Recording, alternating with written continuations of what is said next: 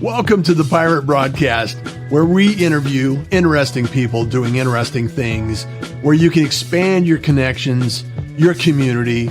Kindness is cool and smiles are free. And let's get this party started. Every day is a gift, and we have to have gratitude for where we are right now at this moment. And I have a lot of gratitude. Mark O'Brien's in the room, and I want to have a great conversation. Wendy's even up in the morning doing her thing, checking it out. So welcome everyone to the Pirate Broadcast, and thank you so much for being here. Really appreciate it. Mark, good morning. How are you, my friend? Good morning to you. I'm terrific, and I cannot wait, speaking of gratitude, to figure out how you're going to position me as an interesting person doing interesting things, because I'm just sitting here. Good luck with that. You know, it's fascinating to me how individuals navigate through life. And I know that you know, what little time I've known you, there are elements in your life that are very fascinating. And just being able to draw those out and have a conversation around different subjects is one of the things that I enjoy doing. And really, it's about how we can add value to the community, Mark. I know, first thing when I met you, I saw the guitars in the back. I was a drummer. I played professionally for years. We have different creative endeavors that we go through, and we can talk about that. The thing that we're fairly close to the same, I would say, maturity, experience in life. I'm probably ahead of you a little bit, maybe, but the reality is what time? You might be surprised. I could be surprised. I might be surprised. I like being surprised. But the reality is that there's a lot of things that we could talk about. And one thing that I want to start out with is we were talking about your first job out of high school. We both were fortunate enough not to have to. We were probably on the cusp of not having to go to Vietnam and not necessarily getting drafted into the military for that way. And because of that, I started playing music when I was 16, and I was a musician. That's the only thing I wanted to do in life, and that's what I pursued. And you mentioned that you hadn't necessarily really had something that you were holding on to. And so you started a job that I thought was fascinating, and maybe you could share that first impression of work with Pirates. It was at the now defunct and abandoned Meriden Wallingford Hospital in Meriden, Connecticut, and I was hired to be what was known at the time as a house orderly, which meant that anytime anybody needed help anywhere, they would call the switchboard and we would be paged over the intercom.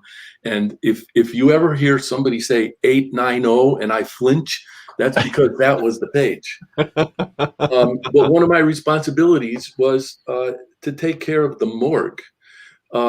So, to say that I had an incredible spectrum of experiences is just a wild understatement. And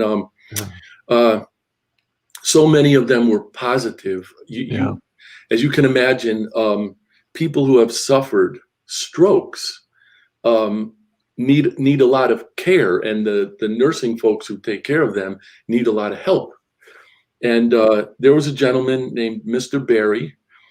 And just to give you an idea how vivid these memories are, we're talking about my first year at the hospital was 1972.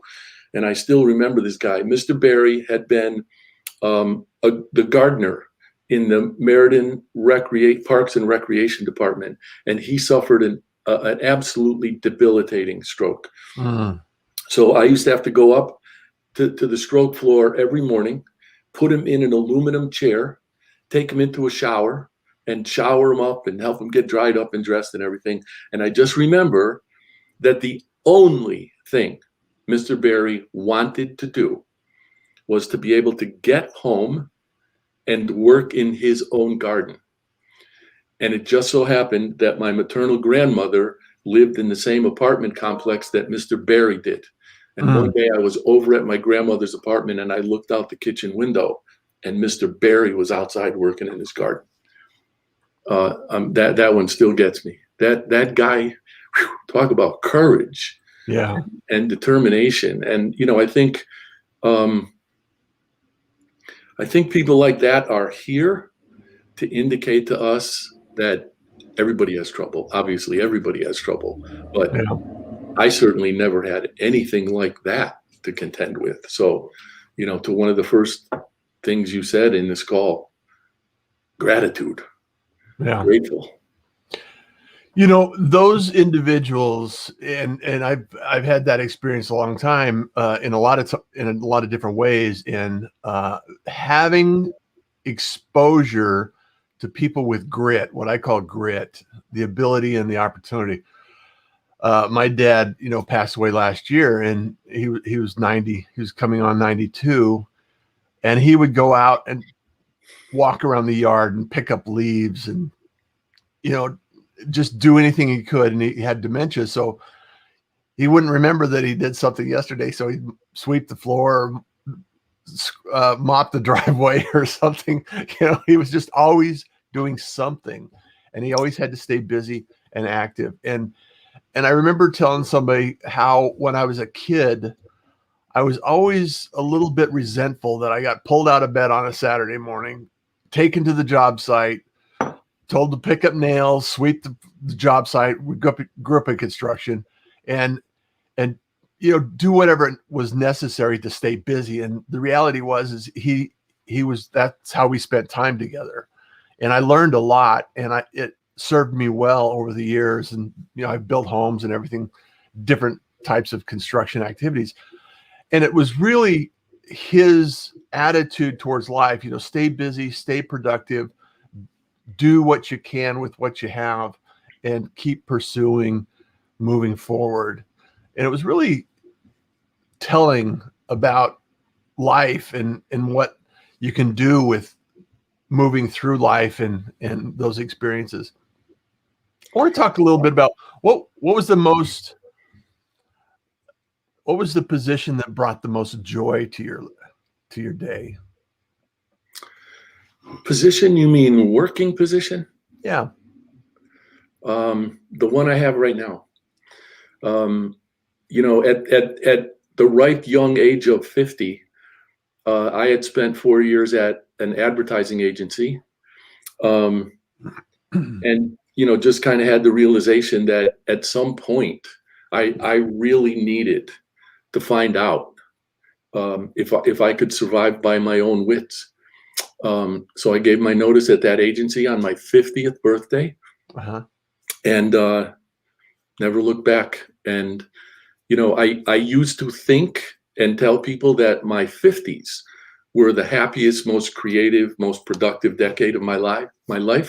Not true. It's my 60s. No, seriously. Yeah. So yeah, my wife once asked me, we were driving by a billboard on the highway, and it was for some Powerball drawing that was just a ridiculous amount of money. Yeah. And she said, "Well, what would you do if we won that? We don't even play." She said, "What would you do if you won that?" I said, "You know what? I'd do exactly what I'm doing right now, but number one, I'd take less shit, and number two, I'd probably sleep a little better. But I wouldn't change a thing." Yeah. It's amazing when you're doing what you love, how easy it is to thrive and enjoy life every single day. Just enjoy what you're doing. It's just amazing to me. How would you describe yourself without telling people what you do? Oh, I would describe myself as the embodiment of the lucky Irishman. I mean, when I look back at things, and especially when I look at the way I perceived particular moments when I was in them, I now recognize that for whatever the reasons, I had to go through every single thing I went through, and everything that should have happened did. And I didn't have any idea of the breaks I was going to get. Some of them I didn't even recognize as breaks at the time. But, you know, in hindsight, and I recognize it would be really easy to say, oh, for God, you're rationalizing all that, you clown, because you were such a goofball. But I don't think that's true. I think, you know, in hindsight, I recognize why particular things happened, and in particular when they did. I never would have been prepared to go to college until I was 28 years old. Never. And you know, when I got there, I was just so completely starved to learn. I knew it was the right place at the right time.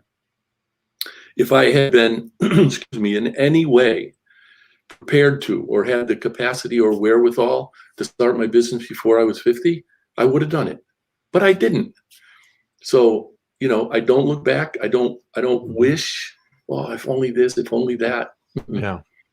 It all played out in the context of my life. It all played out perfectly.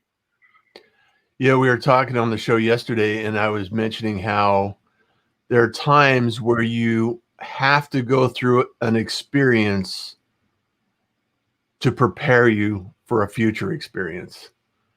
And a lot of what you're saying resonates with that, and how you have to, you can't have the experience of like starting your own business at 50 until you've had the experience of other things traveling through life. So give us an example, Mark, of how that applies to your world. Well, you know, anybody who has known me for any time at all, or read some of the things that I've written, can probably predict that at this moment I'm going to cite Joseph Campbell. And it seemed to me that anybody who reads Joseph Campbell's The Hero with a Thousand Faces will understand exactly what you just said, how all of us have to, and every time I talk about it, I do this, because he renders the hero's journey as a circular pattern. But reading Campbell is, it's not like you know, working with a crystal ball or a Ouija board or something. It's not going to predict or tell you anything. But what it will do is allow you to be more accepting of the things that transpire when they transpire. And, you know, that was one of the things that I was fortunate enough, because of a particular professor that I had to discover at age 28. Yeah. When I finally got to school. Very influential book in my life. Very. It's interesting to me. It's always fascinating. I used to, one career in my life, or one chapter in the book of my life, I was in a situation where I was delivering office supplies, working with office supplies. And I actually really enjoyed the job, you know, helping people in the numbers and learning all of the, you know, somebody would call up and say, hey, I need such and such a pad. You know, it was a legal pad because the number that they, you know, gave you. And the most fascinating part was being able to go deliver office supplies to these companies that have just a random name. You don't know what they do. They're in a building in a warehouse district. And I'd always ask them, so what do you manufacture? What do you make, or what do you build here? And so this process for me is kind of an extension of that idea. Like, let's find more out about this individual and discover how that impacts us. Because I think, you know, we've had this conversation before, Mark, is that a lot of kids, especially in high school, like you said, you know, have no idea what they want to do or how they want to behave or where they want to go. And this story that is told, that we're sold on, is you get out of high school, you go to a good college, you get a degree so you can find a good job. You got to fit into these boxes so you could be a viable human. And the reality is there's a lot of different adventures that we can go down to become sustainable in our lives. You know, it's reality is not necessarily a single line from point A to point B. And it fascinates me on the journeys that people take in order to accomplish their goals. I think the thing that my education did, and I deliberately don't say gave me, I think what it did was encourage what was already my inclination to think broadly and critically. And I'm not exactly sure how to express this, but I think one of my, I'm going to call it a characteristic rather than saying that it's necessarily a gift. I think of it as humility. Other people might call it imposter syndrome. And I'll tell you why I say that. My first so-called professional job after school was at an insurance company. So, here I am, this young 30-something buck with a suit and tie on every day, looking like he's on top of the world.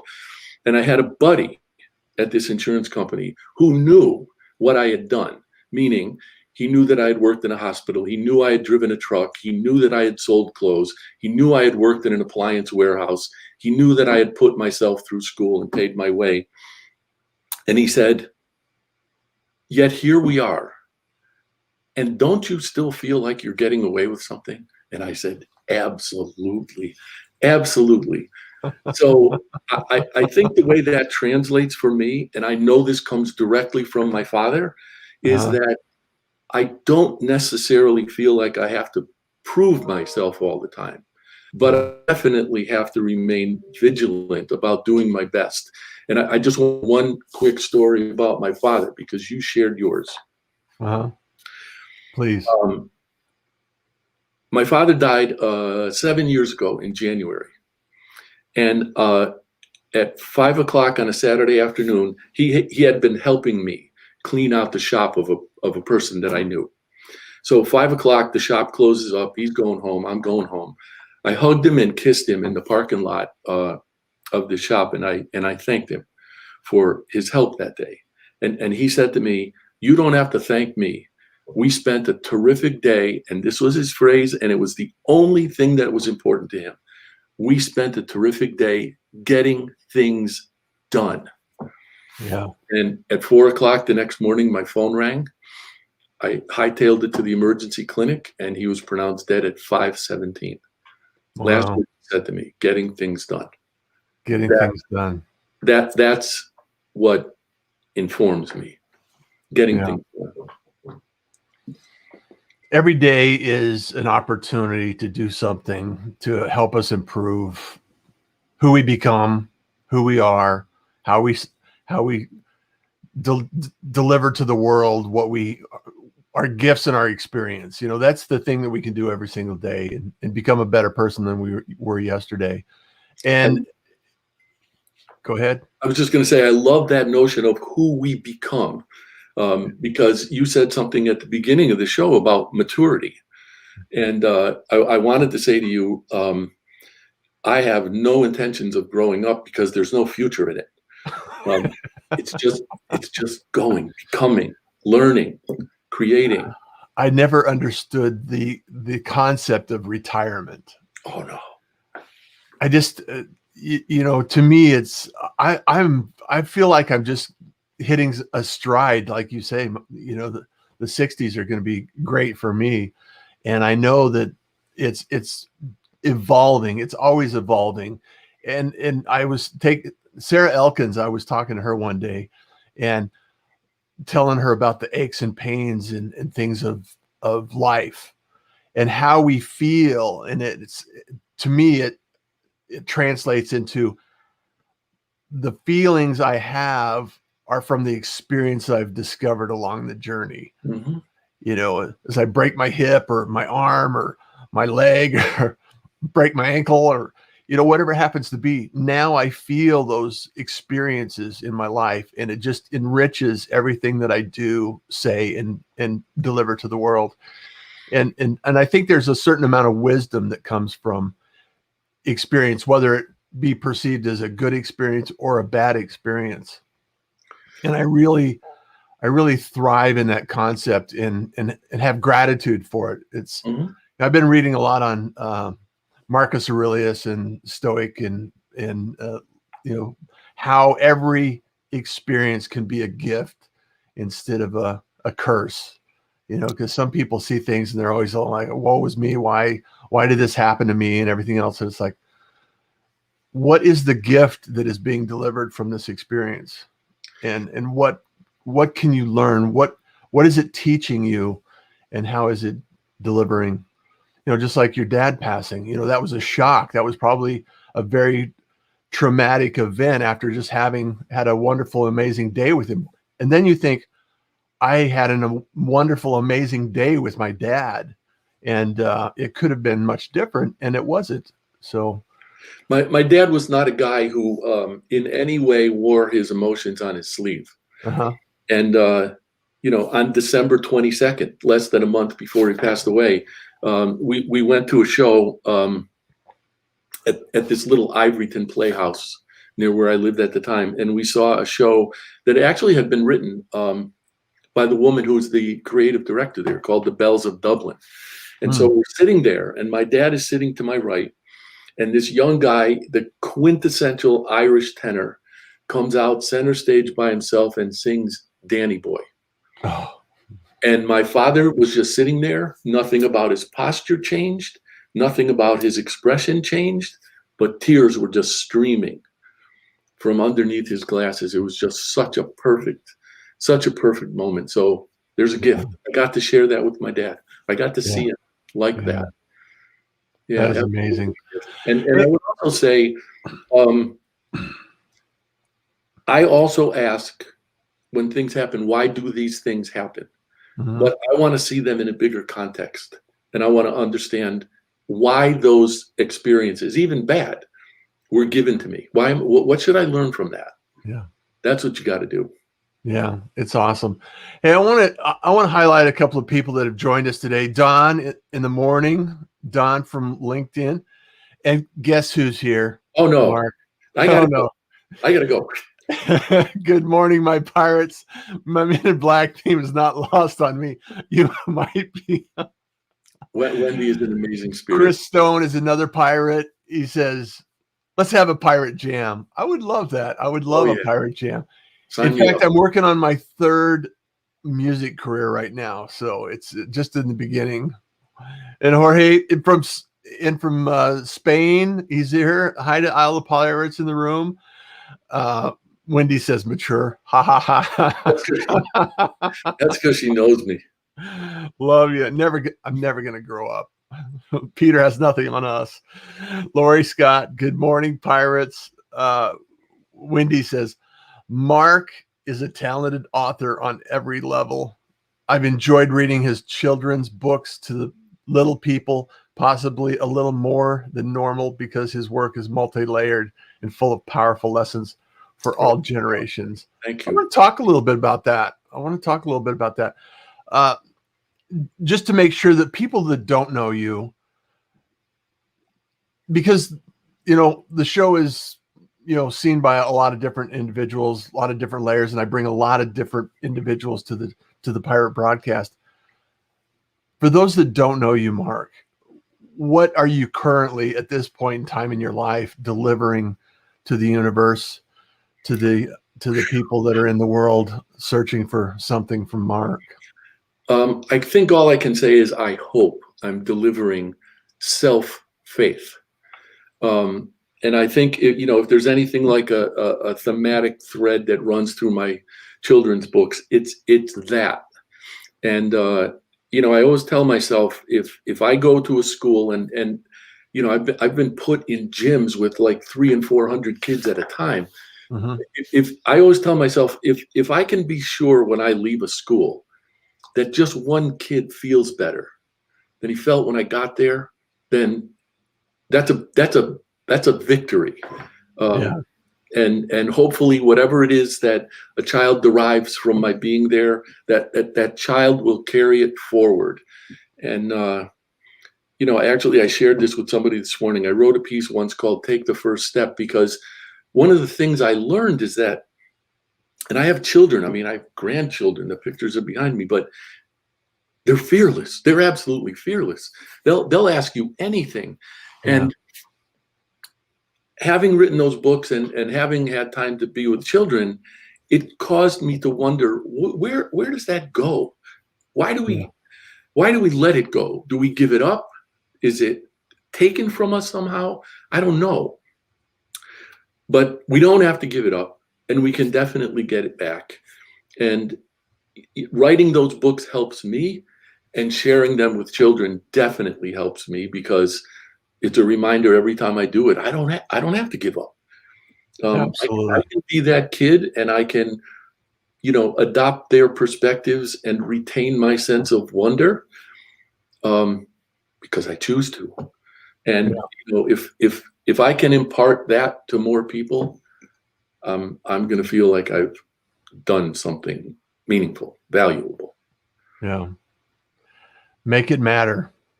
Yeah. In fact, Wendy, we were on a phone call one day, and she said to me, she was talking about Simon Sinek, and she said, can you describe your why in 5 words? So I cheated and I hyphenated a word, but I said, I write to restore self-faith. And I don't mean mine. I mean anybody who might, I don't know, might have had theirs stolen or might have given it up, however unwittingly, but you can get it back. Yeah. You can always get it back. There's a book, and I've mentioned this book many times because it made an impact in my world, because it made so much sense. It's Big Magic. And the idea that these ideas come to us, and if we don't do anything with it, it kind of travels on and goes to someone else. Yeah. And it's kind of the same thing as kids. They have this big magic that they're generating all the time. The imagination, the reason to ask why, the exploration of the world around them, this just big and open. And eventually, if they don't foster that and grow that and nurture that idea, it eventually goes away.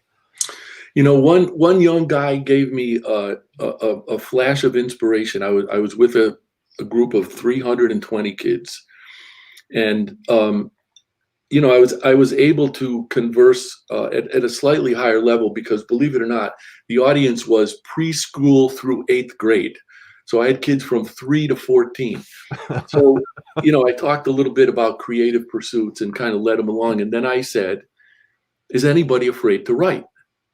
And that was one of my first lessons in their fearlessness, because about 1 million hands went up. So, I got the opportunity to talk to each one of them. And one kid said, I have a lot of ideas and I've written them down, but I haven't finished them. And I said, what are you going to do with them? And he goes, I don't know. And that's when the inspiration hit me. And I said, listen, one of the most powerful words I know has only 3 letters in it. And that word is yet. Yet. So think about this. Think about the difference between saying, I don't know, and saying, I don't know yet. And if you say, I don't know yet, it creates the opportunity to finish whatever it is that you don't know yet. And you can either finish it, learn it, whatever it is that you have to do. And it's entirely yours to do. And then he said, well, when you write your stories, how do you know that anybody is going to like them? I said, I don't have any idea. But there's only one way to find out, which is to write them and put them out there. And they're either going to catch on or they're not. But I said, there's a whole lot of people in the world. There have to be at least a few that think like me. So there have to be some who think like you. Just do it. The kid was like, yeah. Life is an experiment. You just have to experiment it. Yep. Yep. Hey, I want to give a shout out to Jenny Gold. Jenny Gold's an awesome individual that she is very supportive in the community. Thank you for being here, Jenny. Don, the trades are the backbone of the country. Absolutely. Every single individual out there just working hard and doing things, creating things, producing things. It's so important for us to remember and recognize that. Tracy, she's the producer of the Pirate Syndicate. Oh, yes, I Pirate recognize Broadcast. the name. Yeah, she's been probably able to assist you along your journey here, Mark, and getting on the show. And I love her. She and Angie have a podcast. It's called Fab, or From Fab. Go check it out. It's on Spotify. Okay. And they talk about different things, and it's fun. And my goal, Tracy, is to continue to improve my episodes so filler words don't have to be in transcription. I just want to say to Tracy, I got so many reminders about the fact that this program was coming up that I finally had to reply to one of her emails just to let her know I got them all. I imagined her sitting there thinking, "Oh my God, is this dope even going to show up?" Yeah. Well, the question exists every single episode. Yeah. I can see that. Warren, a friend from Houston, doing some great work over there. Hi, Warren. We need to catch up. We got some very exciting projects on the roadmap. Wow, his books sound amazing. And that brings up a point. Angie's here. Oh, the other half of Far From Fab is here. Russ Hedge in from Oregon. Love you, Russ. Thanks so much for so good, Mark. We have to step out and take action. Absolutely.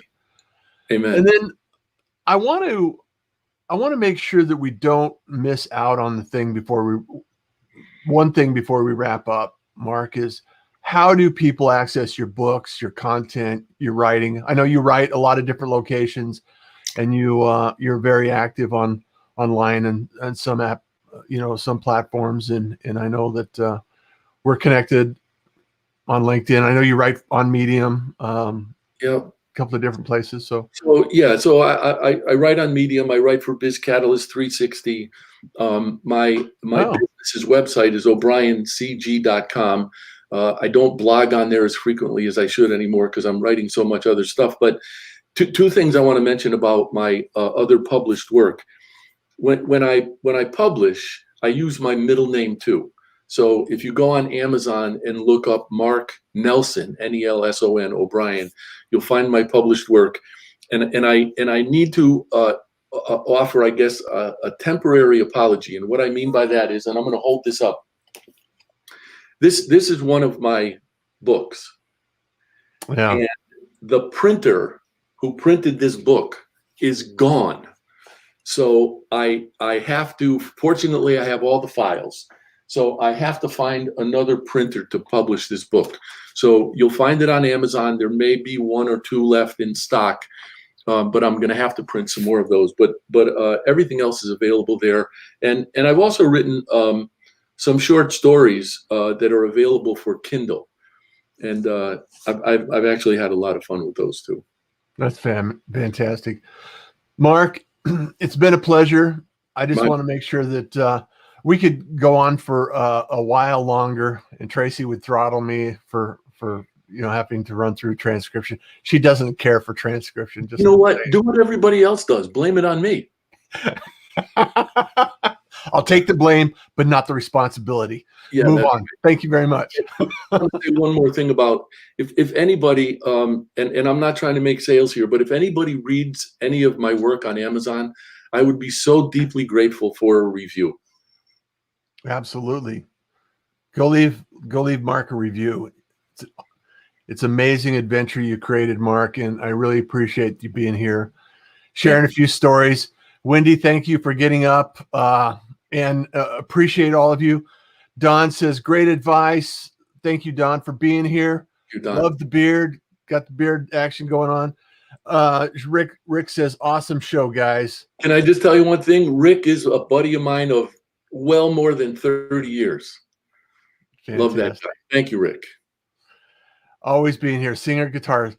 It's like Chris says, hey, we should have a pirate jam. I think a pirate jam is due. So let's figure it out. And I'll tell you, I'm terrible at hiding. So anytime you want to do it, you'll find me. Jenny Gold says, great show, guys. Thank you so much. All the gratitude in the world for being here. I also want to remember, I put this up earlier because I know, and shameless plugs are not really one of my priorities. However, I am, in fact, going to I'm pursuing this year growth. The Pirate Syndicate, my goal is to be producing 100 shows by the end of the year. I'd love to have a conversation with anybody that's interested in having their own show, just like the Pirate Broadcast. And also go over on YouTube and like and subscribe, and then also get notified on YouTube when a show comes up, because it's a little more effective than LinkedIn or Facebook, I think. And it's really an opportunity for us to grow the community, share stories like this, meet people like Mark, and collect a conversation and continue developing this thing we call the Pirate Broadcast. So thank you so much, Mark, for being here. I really appreciate you. Thank you, And Russ. I look forward to our next adventure. And you're always welcome back as a pirate, and anytime. So I look forward to it. Next time I'll wear my eye patch. fantastic. And as always, kindness is cool, smiles are free, and you enjoy the day. Amen. Thank you for joining the Pirate Broadcast. If you found this content valuable, please like, comment, and share it across your social media channels. I would love the opportunity to help others grow in their business. The Pirate Syndicate is a platform where you show up, we produce the show. It's that easy. If you want to be seen, be heard, and be talked about, join the Pirate Syndicate today.